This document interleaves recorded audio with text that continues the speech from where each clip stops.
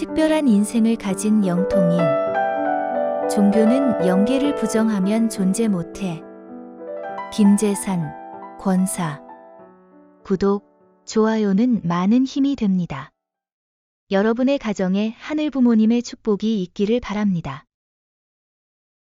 나는 보통학교 시대부터 영통했습니다. 개인적으로 보면 불행한 인생이었습니다. 하나님의 소명을 받아 갈대아 우르를 떠난 아브라함처럼 뜻을 따라 전국을 돌아다니면서 하나님을 불신하는 사람들을 회개와 인도로 전도하는 활동을 하는 여로의 생활이었습니다. 고향은 충청남도입니다. 3남 2녀의 형제 중 셋째로 태어났습니다. 집은 농업을 하였습니다. 어머니는 불교를 믿는 독실한 신자였습니다. 4살 무렵 나는 사람들이 무서운 뱀으로 보여 부모와 형제까지 싫어지게 되어 점차 고립되었습니다. 그래서 하나님을 생각하게 되었습니다. 태양과 달, 별은 누가 만들었을까? 지구는 누가 만들었을까? 하는 생각을 하였고, 과일을 먹을 때에도 이 과일은 누가 만들었을까? 하는 생각을 하게 되었습니다. 자연의 아름다움, 사랑스러움에 도취하여 이 모든 것을 만든 분을 만나게 해달라고 운 적도 있습니다. 어느 날 어머니에게 사람은 어디서 왔어요? 하고 물으니 어머니는 하늘에서 검은 소를 땅에 보내 그 뱃속에서 사람이 태어났다 라고 하였습니다. 나는 그 말을 듣고 울었습니다. 그때 우리 집에는 검은 소를 길렀습니다. 그리고 우리 집의 검은 소에서도 사람이 태어나야 하는데 왜 사람으로 태어나지 않는가 하면서 땅에 주저앉아 울었습니다. 그러한 일이 있은 후에 하늘은 마을에서 죽는 사람을 미리 나에게 알려주는 역사를 하셨습니다. 처음에 나는 모두가 그것을 알고 있을 것이라고 생각했는데 그것이 영통의 시작이었습니다. 하나님은 태양을 타고 걷는 분이라고 생각했습니다. 그래서 태양이 떠오르는 동쪽 산에 올라가면 하나님을 만날 수 있을 것이라고 생각하여 아침 일찍 산이나 들을 헤맨 적도 있습니다. 주위 사람들은 악마가 끌고 간다고 하며 걱정하였습니다.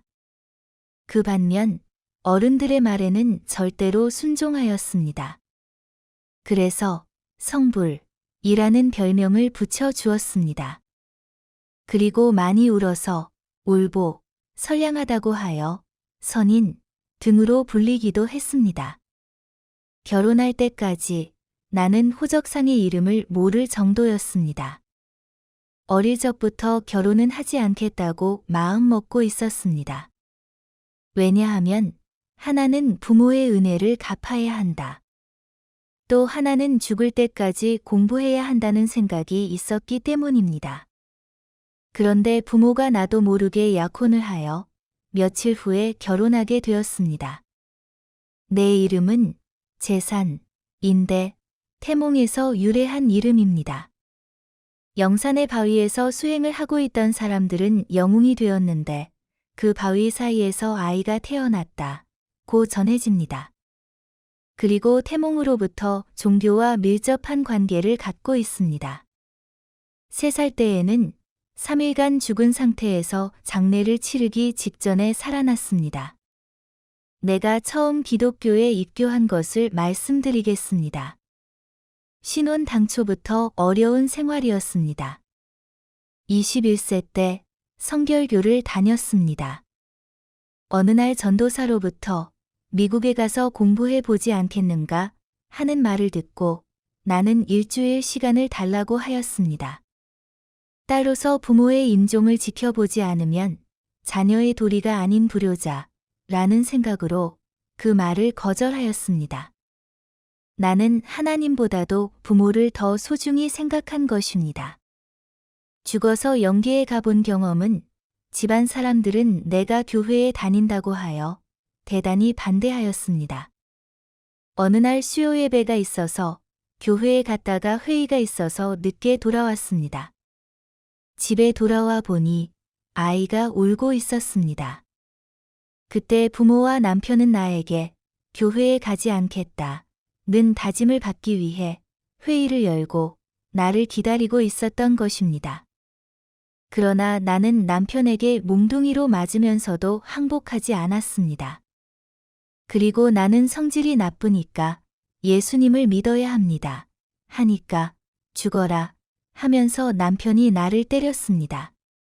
나는 이 세상은 사람의 힘으로 사는 것이 아니라 하나님의 은혜로 사는 것입니다. 부모나 남편의 죄를 나에게 지워 주십시오. 하는 말을 남기고 나는 죽었습니다. 그리고 나는 15시간 영계로 갔습니다. 그때 본 사후의 세계를 종합하면 나는 어지러움 속에서 검은 구멍 속으로 떨어져 가는데 그 속에서 영은 살아 있었습니다. 천국 문이 열리고 빛 기둥이 솟구쳤습니다. 거기서 두 천사가 철추와 조리를 가지고 와서 나를 조리 안에 넣었습니다. 두 천사가 길을 열어가니 눈부신 보석 계단에 이르렀습니다. 주위는 밝은 빛으로 빛났습니다.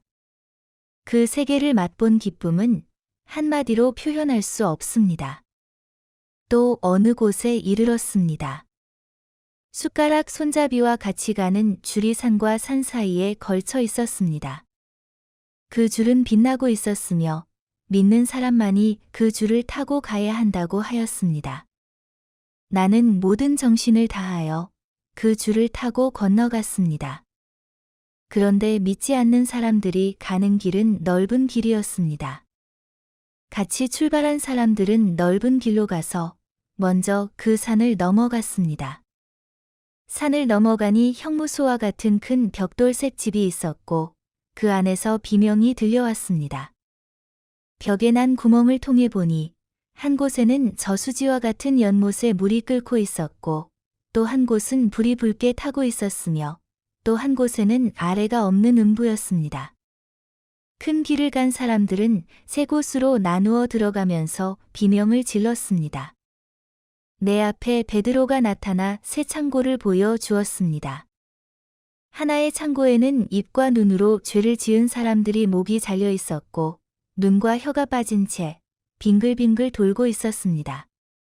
또 한 곳은 손과 발로 죄를 지은 사람들이 손과 발이 잘린 채 빙글빙글 돌고 있었습니다. 그리고 또 한 곳은 하부로 죄를 지은 자들이 잘린 하부가 돌고 있었습니다. 그리고 비명이 끊이지 않았습니다. 다음으로 식사를 하는 곳을 보여 주었습니다. 식사가 준비된 곳에는 이 세상에서 본 적이 없는 맛있는 것이 놓여 있었습니다. 그곳의 숟가락은 특수하였고 농부가 사용하는 삽처럼 자루가 길었습니다. 식사 시간이 되면 그 창고 안에 있던 사람들이 나와서 밥상 앞에 앉았습니다. 그런데 식사가 시작되니 수라장이 되어 버렸습니다. 왜냐하면 숟가락이 너무 길어 서로 먹으려 하는데 입으로는 하나도 들어가지 않고 전부 쏟아졌습니다. 그리고 식사 시간이 끝났습니다. 다음은 성스러운 사람들이 식사를 했습니다. 준비한 식사는 마찬가지였습니다. 그런데 성스러운 사람들은 마찬가지로 삽같이 긴 자루의 숟가락으로 자기만 먹으려고 하는 것이 아니라 상대에게 서로 먹여줌으로 맛있는 음식은 하나도 쏟아지지 않았습니다. 서로가 위하여 사는 곳이었습니다.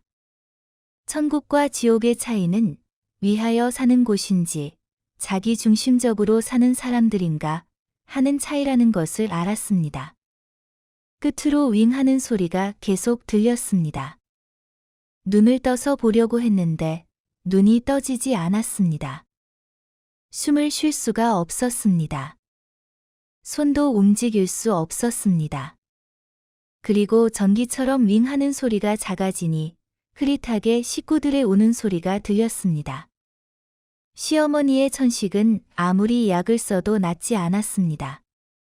어느 목사의 부흥회가 있어서 시어머니를 설득하여 데리고 갔습니다. 그때 불을 받아 이상할 정도로 잘 나은 후 교회로 나오게 되었습니다.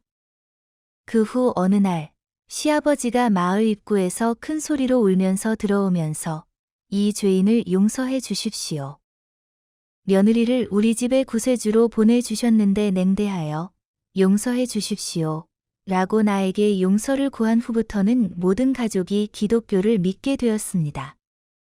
그렇게 되기까지는 말로 표현할 수 없는 고통의 연속이었습니다. 6.25 전쟁 전후부터 전도사 생활을 했습니다.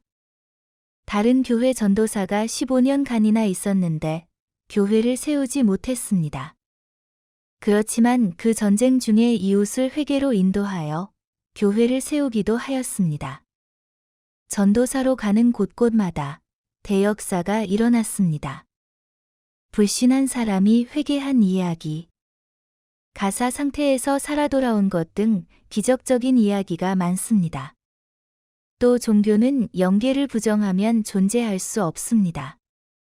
하나님은 나에게 계속 계시를 주셨습니다. 미래에 이루어질 것 하나하나를 알려주셨습니다. 51년에 부산 범내골 장로교회에 나가던 때에 계시가 있었습니다. 언제나 구하라. 그러면 너희에게 주실 것이요. 찾으라. 그러면 찾을 것이요. 문을 두드리라. 그러면 너희에게 열릴 것이니 하는 성서의 마태복음 제7장 7절의 내용이 입으로 나왔습니다. 그리고 범내골 토담집에 그 빛이 머물렀습니다. 거기에 태양이 비추었는데 통조림 깡통과 골판지로 만든 집이었습니다.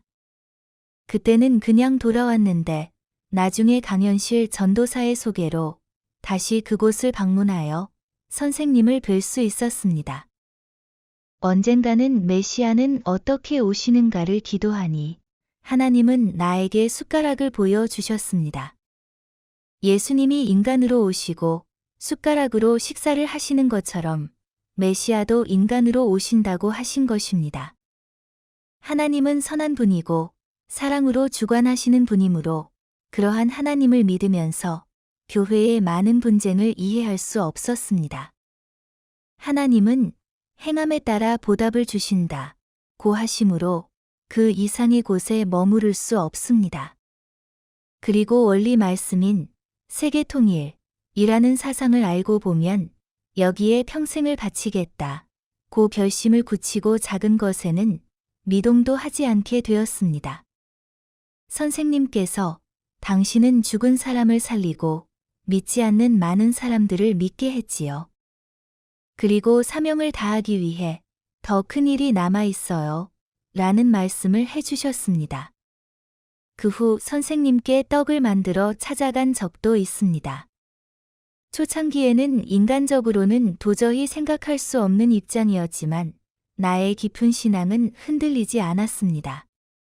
어머니의 생애는 불쌍했습니다.